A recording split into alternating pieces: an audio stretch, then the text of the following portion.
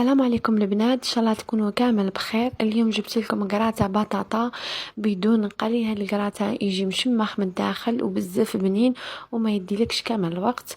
روحوا المقادير: في طاجين ندير شويه تاع الزيت، حبه تاع البصل مسكرفجه وطرف تاع اللحم، نقليهم كامل مع بعضهم، نضيف لهم لي زيبيت، القرفه والرند والكركم والحرور وشويه تاع الملح، نقليهم تاني مع بعضهم ونضيف لهم كاس تاع الماء ونخليهم يطيبوا في غردهم.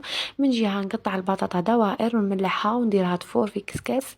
بعدها نروح نخدم البيشاميل تاعي، ندير فيها ملعقه تاع الزبده وملعقه ونص تاع الفرينه، نخليهم يتقلوا مع بعضهم غايه، وبعدها نضيف الحليب بالتدريج وندير شويه حرور شويه تاع الملح حتى تتقال هذيك البيشاميل.